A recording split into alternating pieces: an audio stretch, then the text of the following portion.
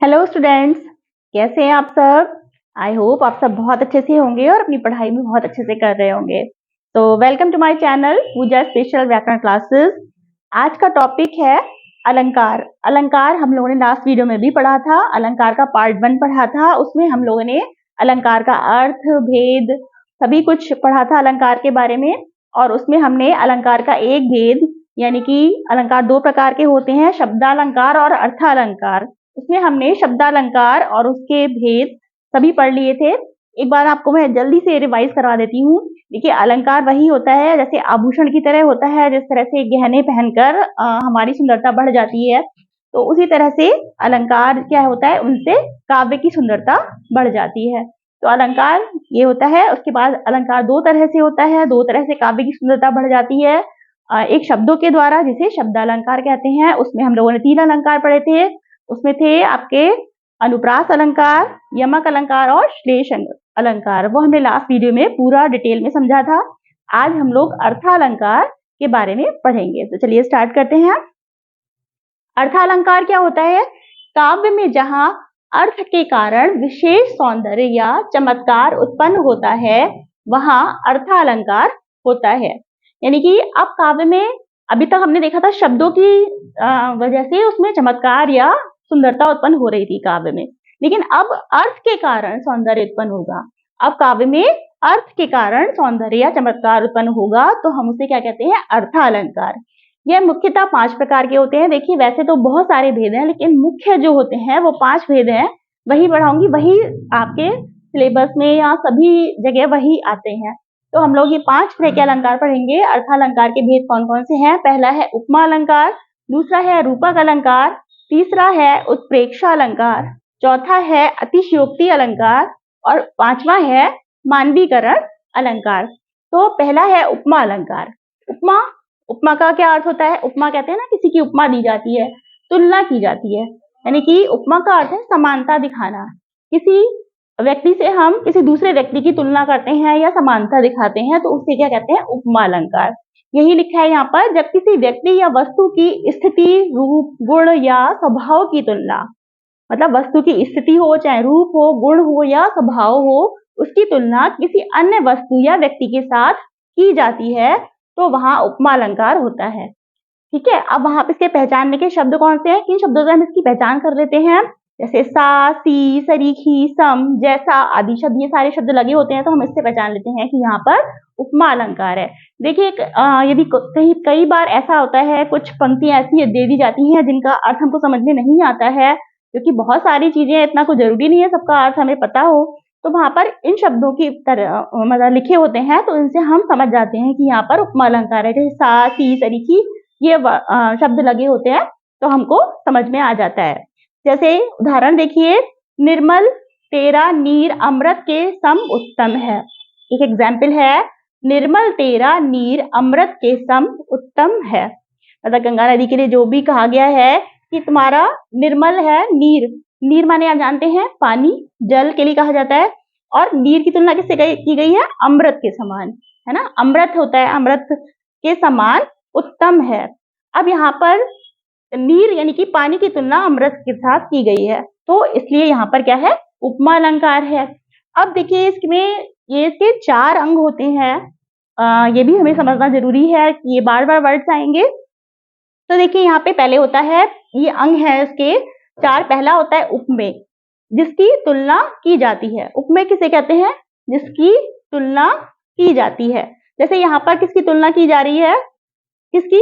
पानी की तुलना की जा रही है, नीर की तुलना की जा रही है। किसकी तुलना की जा रही है? नीर की। ठीक है, पानी की तुलना हम नीर की तुलना कर रहे हैं। अब किससे कर रहे हैं? जिससे करते हैं, जिससे तुलना की जाती है, उसे हम उपमान कहते हैं। उपमान क्या होता है? जिससे तुलना की जाती है। जैसे हमने यहाँ पे तुलना किससे की? अमृत से तुलना करी है। ठीक है, अमृत से तुलना की है, इसलिए यहाँ पर अमृत क्या है? उपमान है। ये तीसरा होता है वाचक शब्द। वाचक शब्द कौन से होते हैं? वे शब्द जो समानता प्रकट करते हैं, जिन शब्दों से समानता दिखाई जाती है। जैसे यहाँ पर कौन सा शब्द है? सम, है ना। सम के मतलब सम शब्द जो है ये समानता दिखा रहा है, तो यहाँ पर ये क्या हो गया? वाचक शब्द।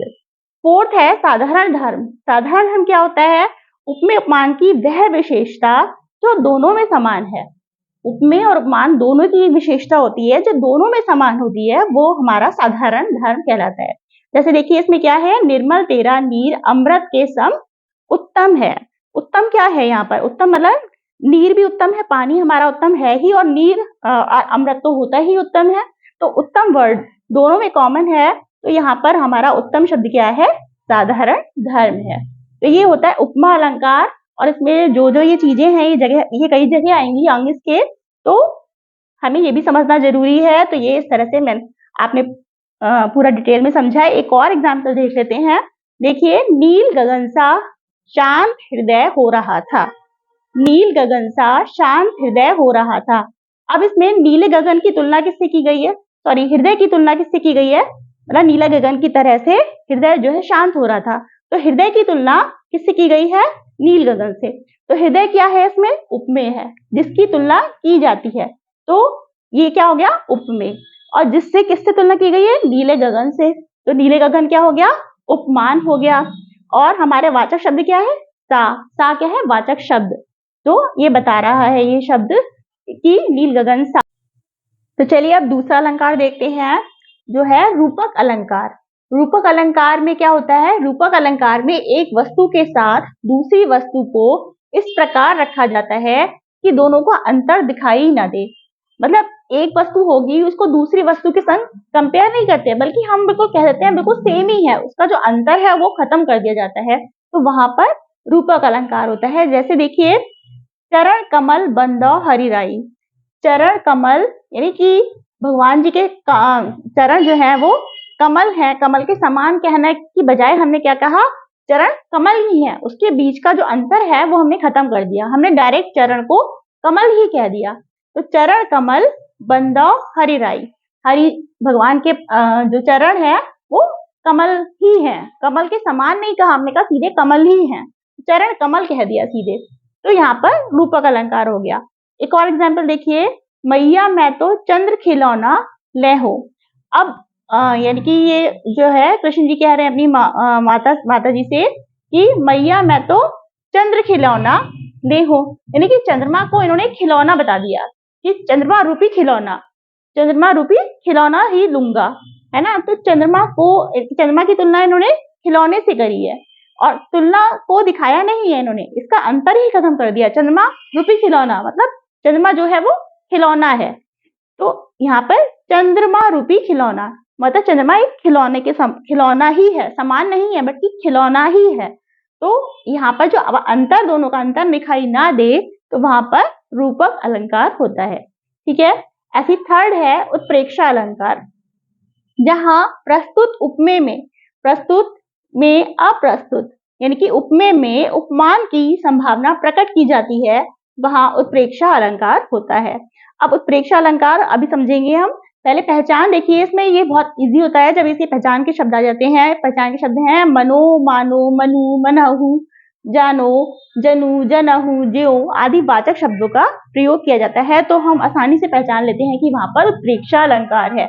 अब जैसे देखिए एग्जाम्पल देखिए, सोहत ओढ़े पीत पट श्याम सलोने गात, मनो नील मणि सैल पर आतप परियो प्रभात। अब यहाँ पर क्या है, सोहत ओढ़े पीत पट श्याम सलोने गात। देखिए मैं थोड़ा सा आपको मीनिंग बता दूंगी ताकि आपको क्लियर हो जाए और समझ में अच्छे से आ जाए। वैसे इसमें शब्द मनो लिखा हुआ है, तो इससे यहाँ पे हमें पता लग जाएगा कि ये उत्प्रेक्षा अलंकार है। तो यहाँ पर श्याम सलोने यानी कि श्री कृष्ण के शरीर की तुलना के शरीर पर जो वस्त्र हैं, सोहत ओढ़े पीत पट, उन्होंने जो पीले रंग, पट माने वस्त्र, जो उन्होंने पीले वस्त्र पहने हुए हैं श्याम सुंदर ने, उनके शरीर पर जो पीले वस्त्र हैं वो ऐसे लग रहे हैं जैसे नीलमणि शैल पर, नीलमणि के पर्वत पर जो है वो सुबह प्रभात की पीली जो सुबह की सूरज की किरणें होती हैं वो पड़ रही हैं। तो इस तरह से ऐसा लग रहा है उनके शरीर पर कि वो प्रभात की किरणें पड़ रही हैं।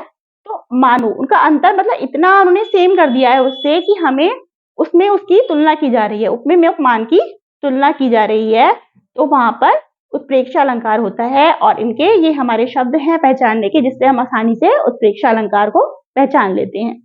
ठीक है, नेक्स्ट देखिए, फोर्थ है अतिशयोक्ति अलंकार। अतिशयोक्ति अलंकार यानी बहुत किसी चीज को बढ़ा चढ़ाकर कहना, इसे कहते हैं ना हाइपरबोल, बहुत कुछ ज्यादा ही बोल देना किसी चीज के बारे में। जैसे काव्य में जहां किसी व्यक्ति या वस्तु का वर्णन अत्यधिक बढ़ा चढ़ाकर किया जाता है, ठीक है, बहुत ज्यादा बढ़ा चढ़ाकर किया जाता है, वहां अतिशयोक्ति अलंकार होता है।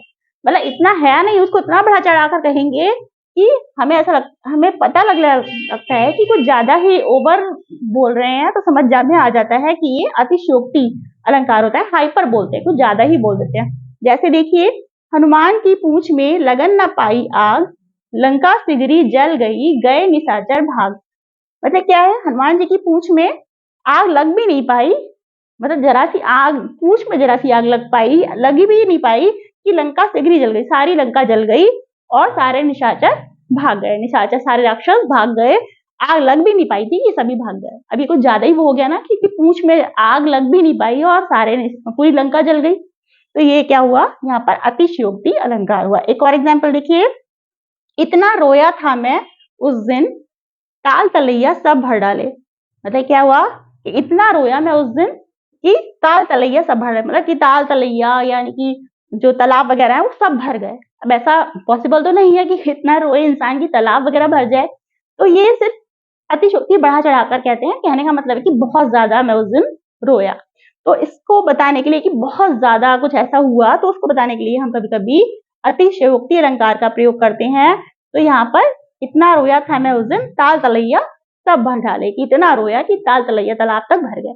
ठीक है, नेक्स्ट देखिए, मानवीकरण अलंकार। मानवीकरण में क्या होता है, देखिए मानवीकरण पहले मैं आपको नॉर्मल भाषा में बता देती हूँ कि मानवीकरण अलंकार जो है, जब हम प्रकृति की जड़ वस्तुओं को कि उसको ऐसे मतलब उसको ऐसे हम उसको लेते हैं कि जैसे वो मानव के समान हो, मानवीय क्रियाओं और भावनाओं के रूप में ले लेते हैं, तो वहां पर मानवीकरण अलंकार होता है।